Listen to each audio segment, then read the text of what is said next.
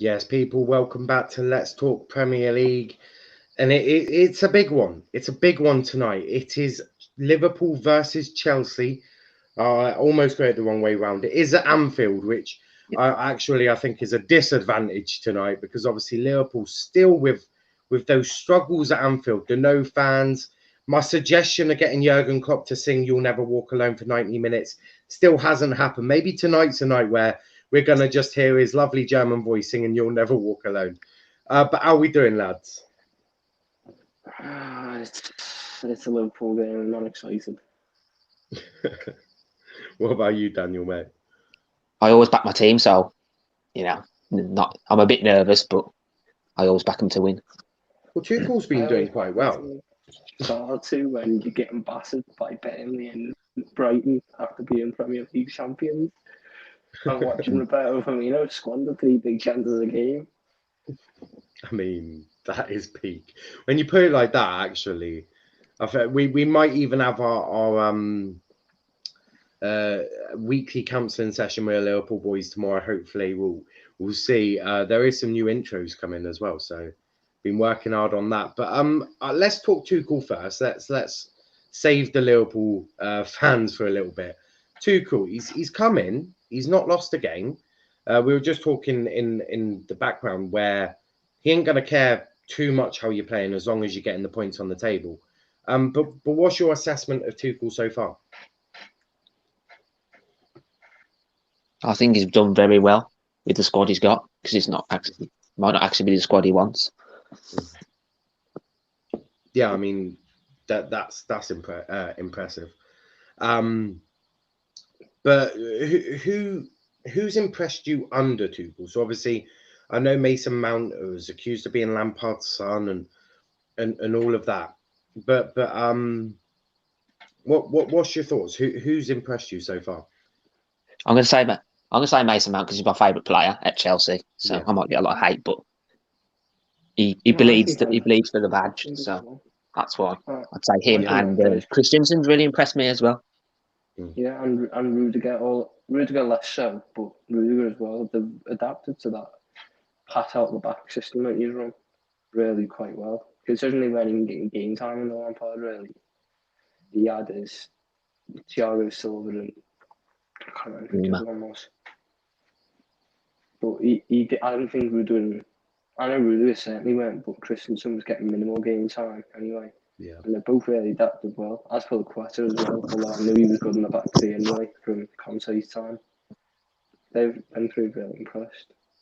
Alonso's been quite well. He's one of the ones that have benefited. Obviously, there's always when a new manager comes in, there's always going to be the sort of exactly. And I would say that Alonso's definitely been a winner, whereas Chilwell's probably been a bit of a loser in terms of the new manager. How good has Alonso been at wing back? Obviously, he's a world-class wing back. It's just when he's asked to do the defensive side that it's a bit shaky. He's the best wing back. He's the best wing back, but as a left back now.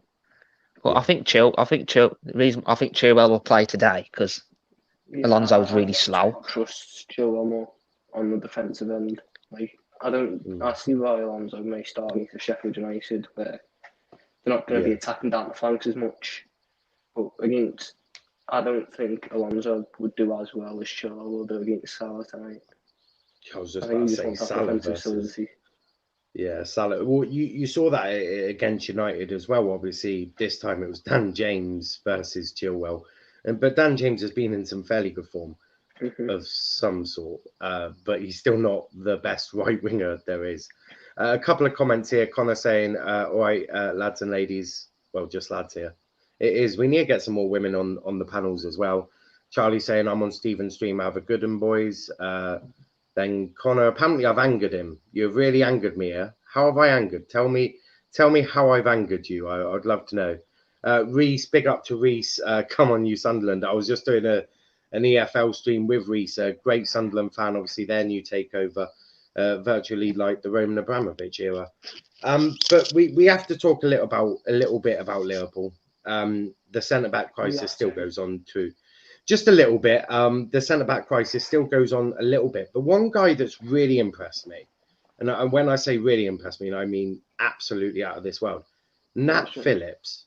Nat Phillips at the defence. Yeah. For a guy that was apparently meant to leave Liverpool and go to Swansea, he's pulled it out the bag, and he's become your sort of most valuable centre back right now. Well, Klopp's come out and said he's our first choice centre back now.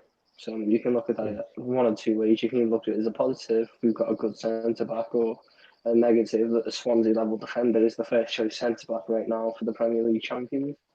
I'm going to look at it positively though. You know, I hope that he starts Phillips and Kabak today, because at this point we're crying out for some consistency at the back. This is the 19th centre back pair, and hopefully it can stay for a little bit. Get Fabinho back into that midfield, and we might win a couple more midfield battles. But we just need a centre back pair who learn with each other.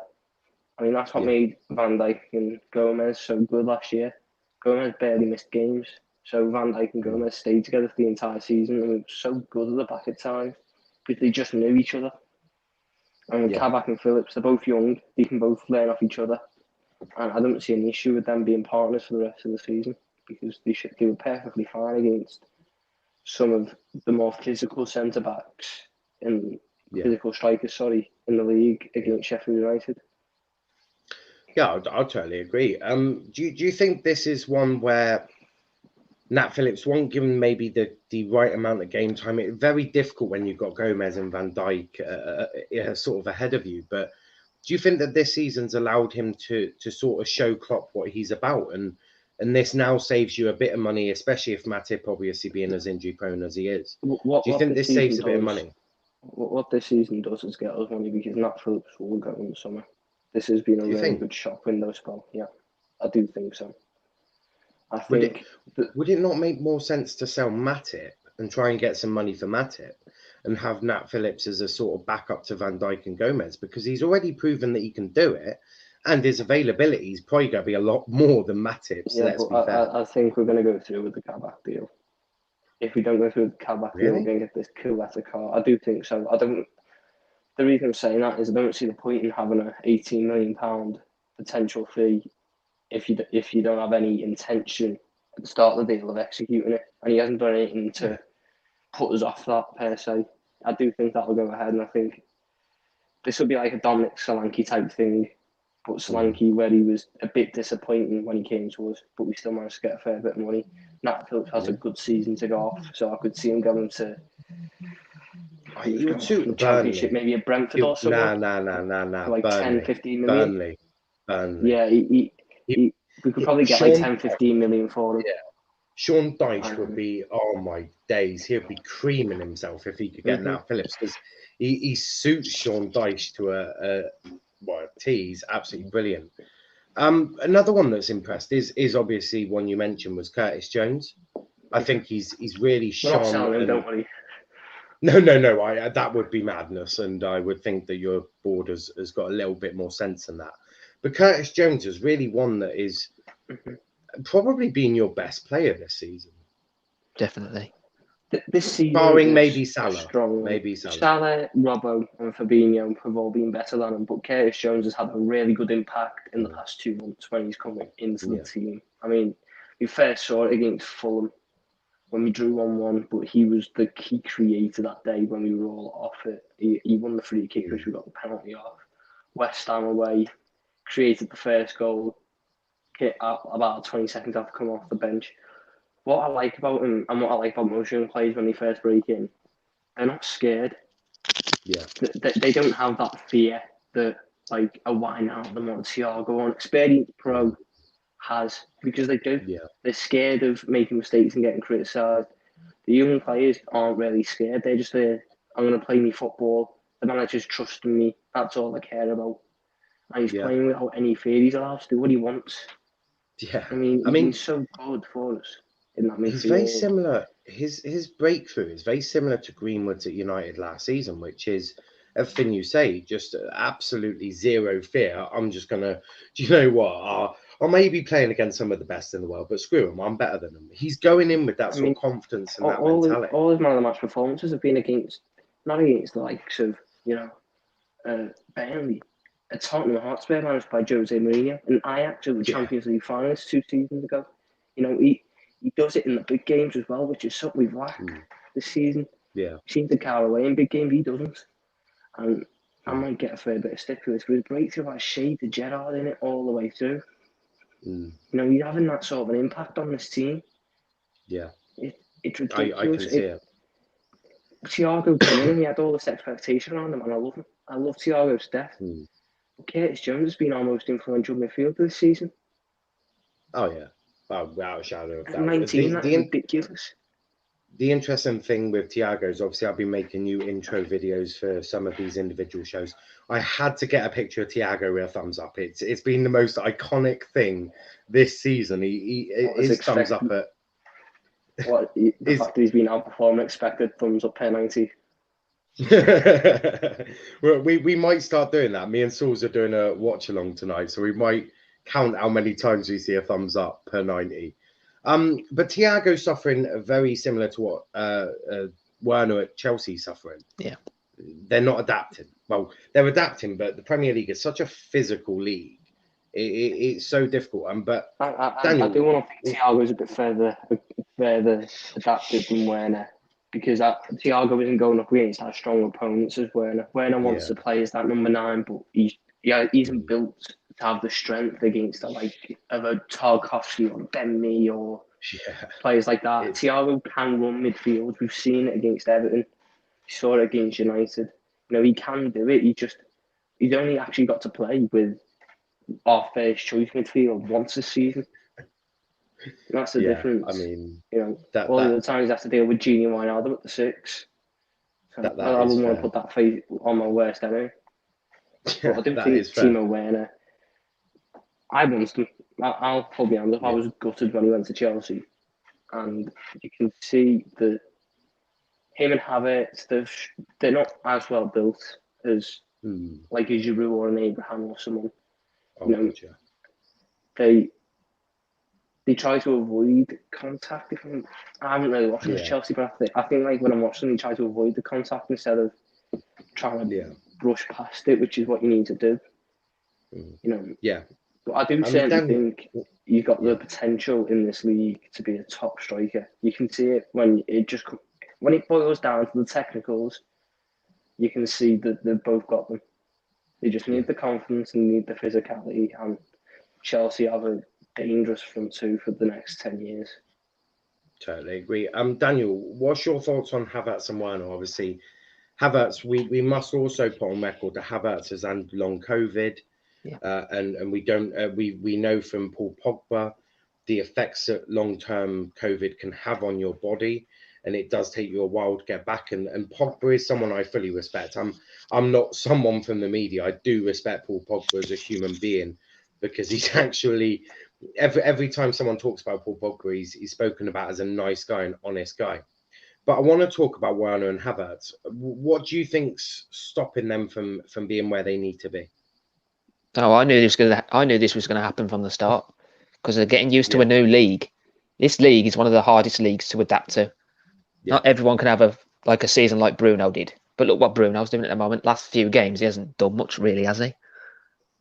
So it still can be. But don't forget, he's had to play Chelsea and he doesn't turn up against the top 6. So in his defence, but usually he turns up against like teams like Palace and that, and he didn't. I think he's tired.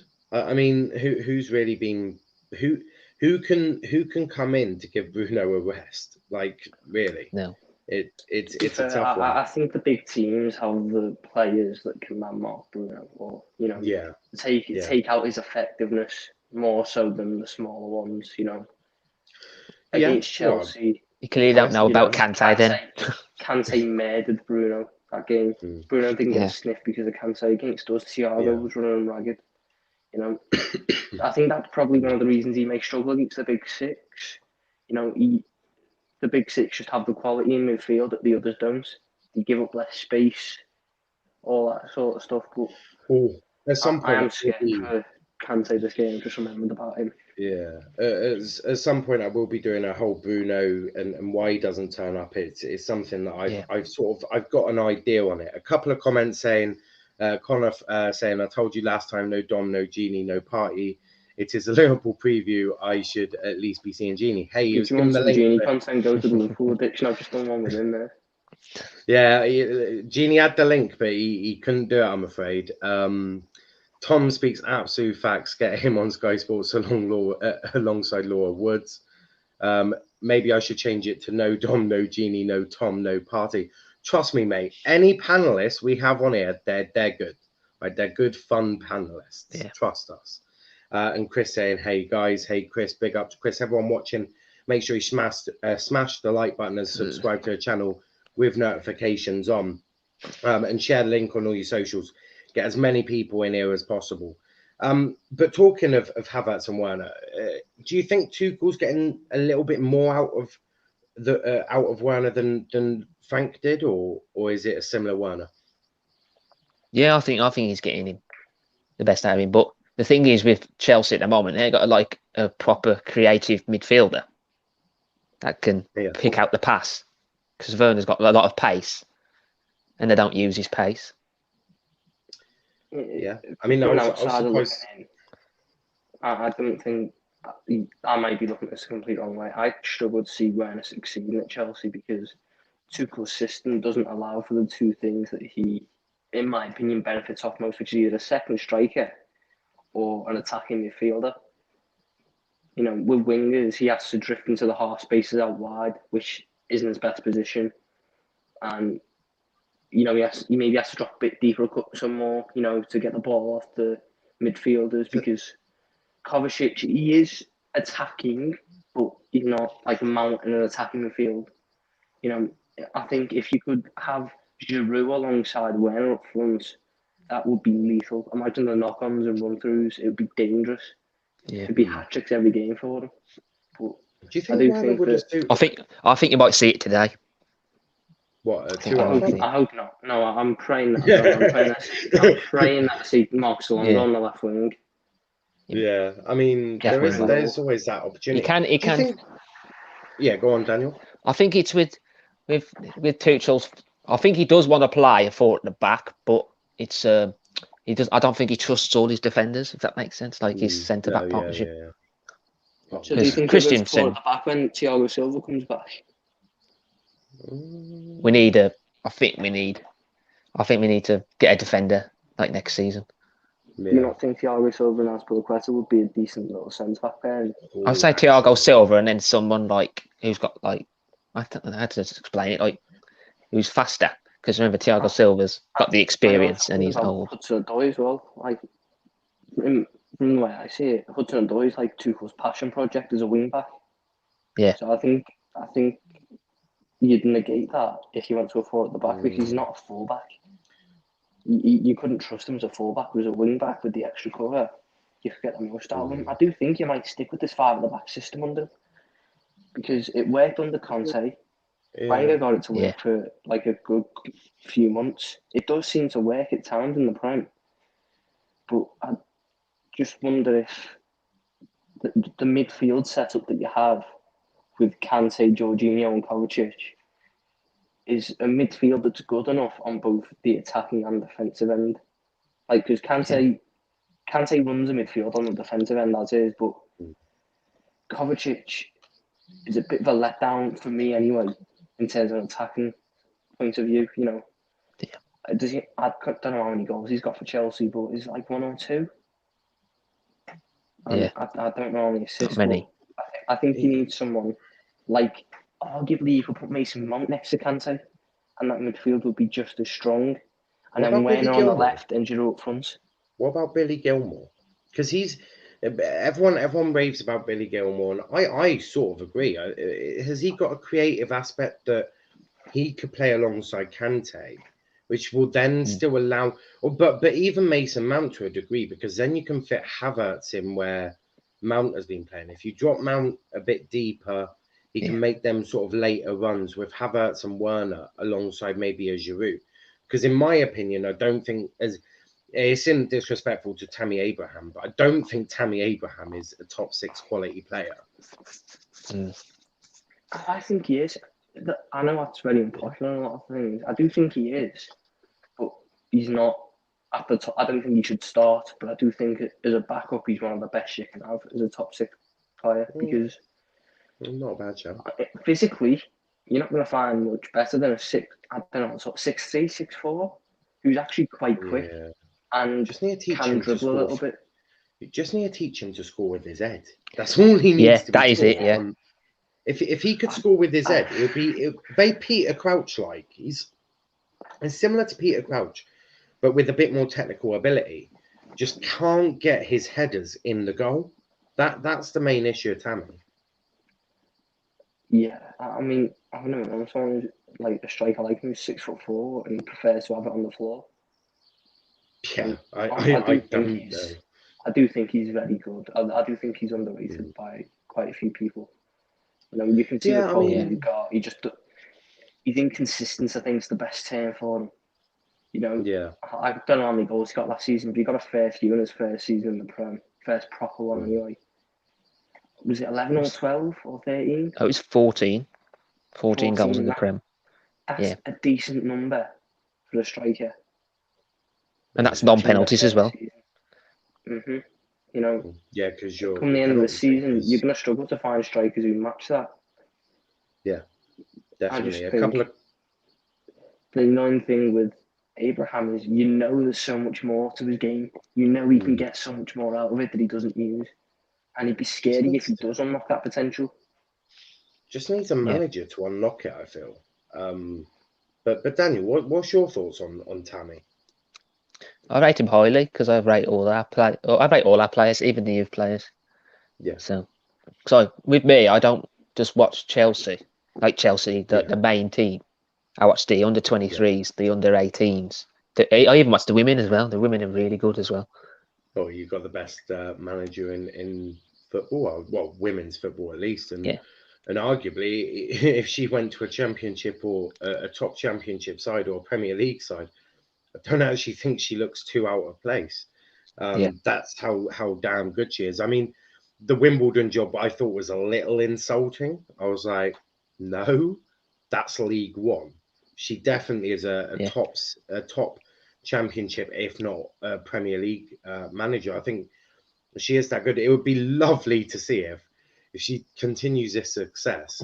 When Tuchel goes, she comes in. Oh my God, that would...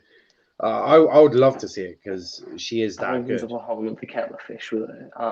I do hope she makes that jump because she's clearly got the quality, but I'm scared for her because the ridiculous stuff she's going to get in her first couple of years as a manager is going to be pathetic.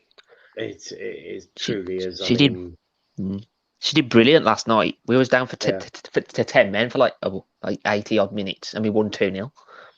Yeah, it's just like some of the stupid stuff you see the women managers get asked. I mean, I know they've got some in America, and they get asked, are you comfortable being in a dressing room and your players are changing? Like, ask them about the football, because you wouldn't ask Jurgen Klopp about that, would you?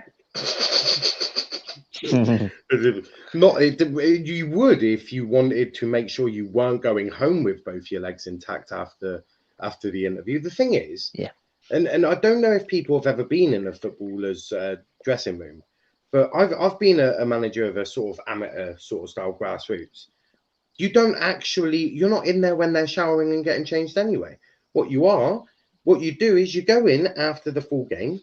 If you win, you're buzzing, you're telling them how good they are. If you're losing, you're bollocking them and you're telling them how shit they've been.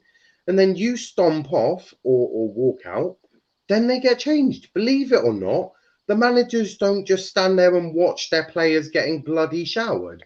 Somehow, I think they want to get away from that.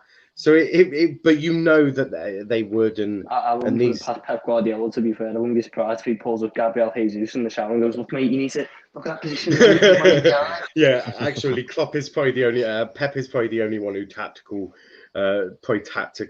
talks to his players. Then a couple of comments here. Chris Paul saying, "I mean, Ollie sets up more defensively against big six teams. That's why United don't really win against big six teams. None of United attackers do good against the top six. So I wouldn't say Bruno don't turn up in big games." Look, I do agree, and as I say, I'll be going in. That'll be a different stream. I'll go into it a bit more and and explaining why it doesn't quite work out for any people that don't understand the basics of football. I.e., let me give you a hint: the double pivot is a massive problem, and your centre backs and the right winger. So there's a few problems at United that if you don't understand football, the problem. Yeah, pretty much. No, it's only four areas: the double pivot, the right winger, and your centre back. So maybe 5. So actually, half your team. But Liverpool, obviously, Salah has been carrying Liverpool on his shoulders all season. If Chelsea don't deal with Salah, this could be quite a big game for Liverpool, couldn't it? I don't think Salah's a danger man tonight. Yeah. Do you know? I have this weird way, maybe a bit old-timey. I do think it's Sadio Mane's night because he's due a goal. Sadio Mane is due a goal. He hasn't been great recently. The ball just seems to bounce off him when he tries to control it. But Sadio Mane is a player that will be bang out of form and then bang 2 goals. He did it at the start of the season. I've never seen a worse Sadio Mane performance than the one against Leeds. Next game against Chelsea, bags of breaks. You can switch it on like that. People know how good Salah's been this season. People are going to double mark Salah. He's not going to have the space that he normally gets. Yeah. Chilwell and I think Rudiger on the left-hand side of the back 3. Their task is simply going to be, you do not let him shoot. Do not let him. Firmino's going to have these half spaces, but he's bloody useless at times. So you can give him double his higher last third and he probably won't score. But Sadio Mane is a danger man because if you double mark one position, another position's exposed. That's very true. Daniel, who's the danger man for Chelsea tonight then? So Mane for Liverpool. Who's the danger man in your opinion for Chelsea? Hopefully Werner, but I'd say if Giroud starts, I'd say Giroud against those 2 centre backs, whoever the centre backs are. Please, Giroud is ready for Olivier Giroud running O's at the back and Nathaniel Philip drag. Do you want to know what I would like to see? I'd love to see a sort of because obviously with the way Tuchel plays, he plays with 1 up front and then 2 sort of half wingers. They're sort of just tucked inside and a bit more centrally. Love to see Werner and Mount. It's like inverted wing. If anything.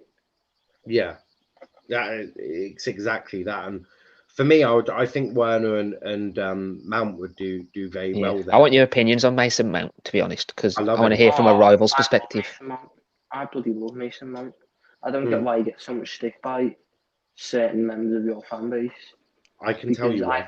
I think he's arguably your best player. He has a strong case of starting at the Euros. I'd love him to start at the Euros. If he isn't starting at Euros, we're going to have a big problem. For me, we all know he isn't because he's not a defensive midfielder like Declan Rice and Jordan Henderson. No, Mount. Southgate loves Mount, and I can tell you that. The thing is, with Mount, the reason he gets so much stick from Chelsea fans is because he isn't the most attractive player in terms of his game. He doesn't do 9 million step overs. He doesn't do 5,000 kick-ups before he plants it into the top right-hand corner. But what he does is he sets up every attack. He offers so much. All he needs to do is really improve his. I think we were talking about. Was it his shot accuracy? Was it? I his end product, to be honest. Like his final ball as well. I had it written down here. Yeah, that's it. Yeah, his shot accuracy was the only thing. Because we did a stream, Tom was there as well, when we were talking about the youngsters. And I said, the only thing I can pick up on Mount that he needs to improve is his shot accuracy. And Tom was like, well, if that's the only thing, then that's not a big problem. I'm like, it's not. Because his passing is on point with everyone else. His assists, he needs to get a few more assists. But his goals, when you compare it to everyone else in sort of around him, only Mason Greenwood and Harvey Barnes have more goals in a percentage per appearance than Mason Mount. Mason Mount has 17% goals. Mason Greenwood and Barnes have 20%. He's better. I think we also have a bit of credit to Mount as well. He's adapting to a new position now. He's got to adapt to this left wing system. He's already started well, I think, anyway, under. I think he was your best player against Southampton. And that was a day he won us the penalty. Nobody plays before. To put it into also more context, Mount has more percentage of assists than Foden. Foden sits on 9.8, and I don't base everything on stats. Tom knows this. Yeah. But when you look at the stats, Mount actually doesn't perform vastly worse than Foden, and everyone rates Foden as the great young talent coming through. Mount is there. Mount just if Mount can sort out his end product, he'll be lethal. And he'll be the best there is. And that's the thing. You look at his stats; they don't look adversely out of reach. And I haven't compared him to some of the top teams, but where's Johnny Blue when you need him? He loves Mount. Yeah, I mean Mount for me, I do love him. I think he's brilliant. Abdi saying, oh God, did you just say Maguire? Please say, did you just say Maguire? No. Oh, I must be hearing things. I said Mount, not Maguire. Oh, I thought you said I love Maguire. I was just about to get very Mount. concerned. I think Maguire's overrated, mate. I don't like Maguire. Overrated. I call him a fridge for a reason. He's part of the fridge freezer. He's part of the fridge freezer. I've told you my favourite player at Chelsea is Mason Mount. It's been since he's been in the first two.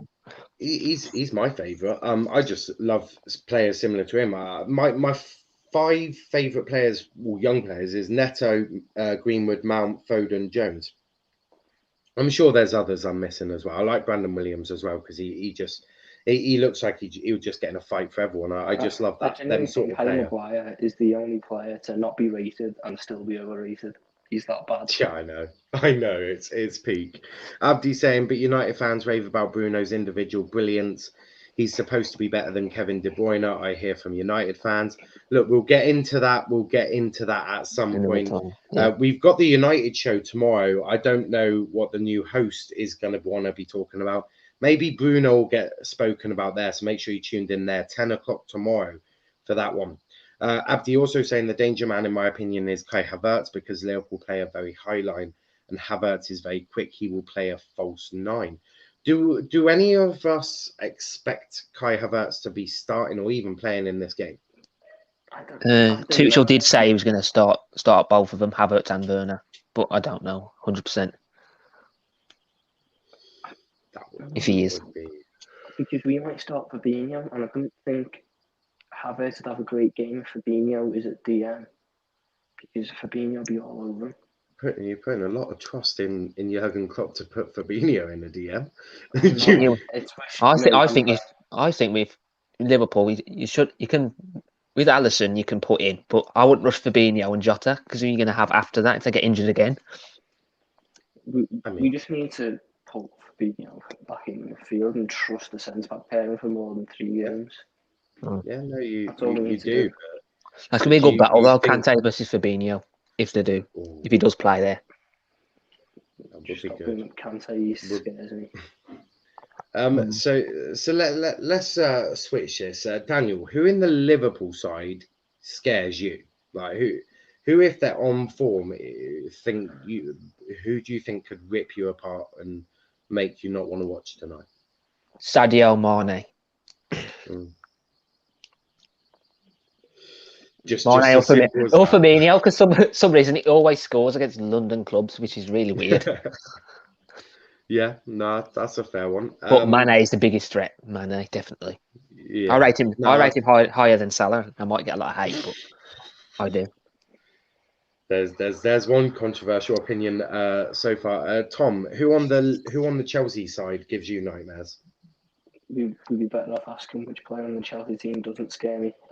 Callum Hudson-Odoi is terrifying because he's like Curtis Jones. He plays out fear, and him at right wing back.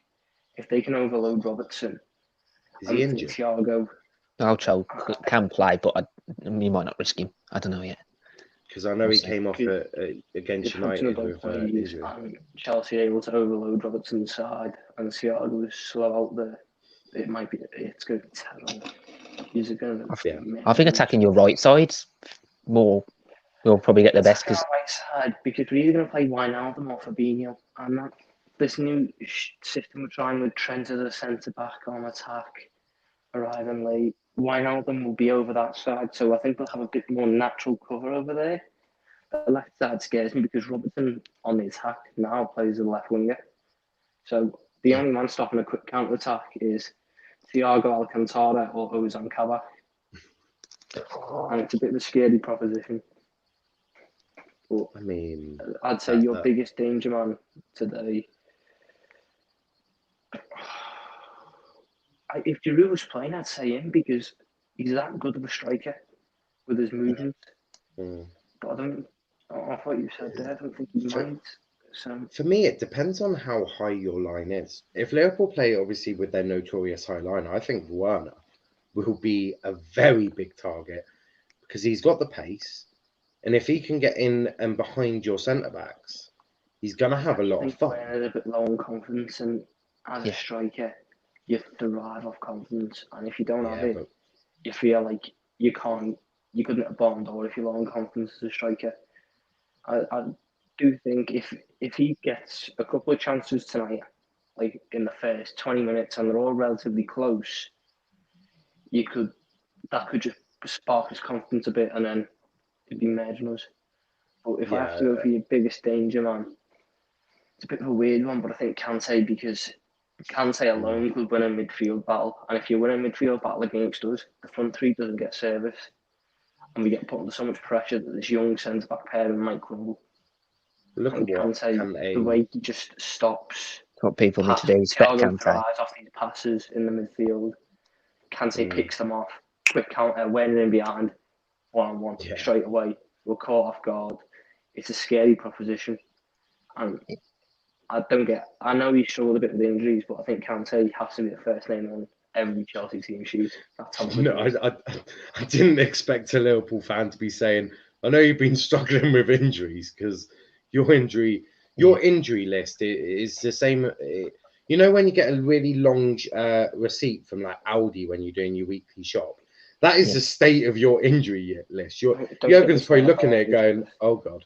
Oh no, we don't need to. You can do that in your counselling session tomorrow. Which I'm sure. As if it's not a board 0-0 draw. No, let's hope not, because I'm doing a watch along with Sauls, an Arsenal fan, and myself. It's going to be fun, and then we might do a 10-minute review of the game. Hopefully, we're looking for goals. That's what me and Sauls want. I did a watch along for your United game yesterday, and I've worked out I could be a Radio 5 Live commentator though. If you do one tomorrow, because I'm not busy tomorrow. If you want. Tomorrow, there's no big games in tomorrow. We've got, but that's when we're doing all the individual shows. That will be a good one. We've got hopefully the Liverpool show at 6 p.m, the Gooners show at 8 p.m, and then the United show. Now you're hoping for goals. I'm willing to sacrifice my firstborn child for a win. That's how bad it is as a Liverpool fan right now. I think you should do a Chelsea show, because there's quite a lot of good Chelsea fans I know. So I am in the process of getting through all of this. It was sort of, this channel was sort of created. It was created quite quickly, and it was sort of rushed a little bit. Obviously everyone who watches knows why. But it was a bit rushed. But we are slowly looking at more content, more videos, and a Chelsea show and a City show is definitely top of that list. So that will definitely be something. City show. Yeah, well, that's the thing. I don't personally know any City fans, but Charlie, who watches a lot, he's got a bit of homework to try and hunt down some City fans that can do an entertaining show for at least 30 to 40 minutes. So if he can do that, then look, I'll do a City show if there are enough fans. Hopefully, because City are one of them clubs. I'd love to get their fans' reactions on like United and stuff like that. But let's go for, well, actually, my two threats for both sides. For Liverpool, I think it is either Mane or Salah. I think if they can get in behind the wing backs, I think both of them will have a bit of fun. For Chelsea, I think it will be Werner and Mount. I think if Mount can pick a good ball to Werner, I think Werner will have a good few chances, and then all it needs is one goal in the first 20, 25 minutes for Werner. Man is going to have a lot of confidence in him for the next 60 minutes. And that's when the Liverpool fans might want to get behind the sofa and just go, no, I'm not watching this. Acting like we're not starting behind the sofa. As I said, maybe Jurgen Klopp will sing You'll Never Walk Alone for 90 minutes. I think that's the only reason we signed Ben Davies. He's just going to stand in the stands and pout down. The thing is with Chelsea, I think we play better away from home because our stadium, is not exactly like the biggest in the top 6. No. Everyone else has got a bigger stadium than us. Well, yours is similar to Anfield, isn't it? Similar size? It's just when we got the main stand, like we had similar capacity until we expanded the main stand. Like when we had the main stand as it used to be, it was dead cramped. That's why all them Chelsea, Liverpool games and the Champions League was so good. The atmospheres were electric. The fans are like close. Yeah, no, it is good. Obviously, United have got quite a big stadium. Have you not considered the cardboard cutouts? Like maybe just feel that there's some fans in there. Like, might as well try anything you can, right? Whilst I'm willing to try anything to just win some games of football. I'm just scared. Well, look, hopefully, Roberto Firmino probably hit more of them in the back of the net. Hey, you've just got to get through this season, and the fans will be back next season. I can just imagine some poor kid whose mum's bought him a cardboard cutout, and then 5 minutes into the game, he just sees his head snapped off because Roberto Firmino's sliced it on a shot wide. I mean, that would be savage. Maybe don't have them over the seat. Maybe just like have the head on the seat, so that if it does, the head doesn't come flying off the cardboard cutout. That might cause some kids to get a bit scared. But Daniel, what's your score prediction for tonight? I am going 2-0 Chelsea. Cool. I'm going Werner and. Hey, my two lads that I said, Tom. I'm presuming you won't go 2-0 Chelsea. No. I'm going to go for what I said before. It's very wishful thinking, but at this point, I don't care. 4-1 Liverpool, a Sadio Mane brace, Mo Salah penalty, and an Ozan Kabak header off a corner. You can see the 2 goals and one was an own goal. I was just about to say, this Chelsea team don't look like they're going to get opened up anytime soon. I'm going to go for 1. I'm going to go for 1-1. I think. I won't go into the scorers, but I think a 1-1 on both sides will get opened up. But I can only hope that now I've said a 1-1, a boring 1-1 draw, that I'll get lots and lots of goals, maybe. The thing is with Chelsea at the moment, we don't give away many chances. Yeah. Like at the moment. But we'll see. It could happen today. It could change today.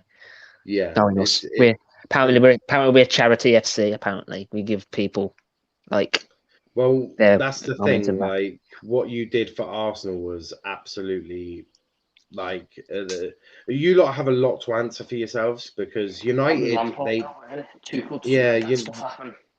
United were graceful enough to take a hit. They took that loss to Arsenal and Arsenal then went on that lovely losing run, which was for us neutrals and actually for everyone but an Arsenal fan was absolutely brilliant to watch. And then Chelsea just turn up and go, nah, go on Arsenal, go and attack us, get some goals. Go on, Granit. There's a free kick. Yeah, I mean, they even tried giving the points back to you with a penalty late on, and you just it was a disaster. And since then, Chelsea have had a lot to answer for. And it was at that point I wanted Lampard sacked. I was like, you've ruined our lives.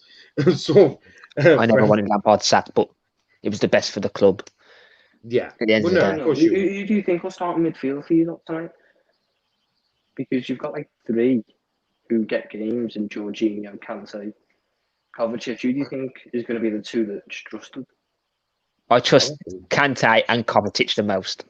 Yeah. Apparently they don't play well together, but I think they benefit each other well. Because if Jorginho, I like Jorginho, but if he plays in that midfield, all you need to do is get towards that midfield. That's why. He played them against United. He played them against United competition and Kante, and it worked out very well. And this time they're going to have to mark Curtis Jones, which, you know, is going to be a bit more difficult. Well, not difficult, but I think Bruno Fernandes is more difficult, even though he doesn't show up versus the top six.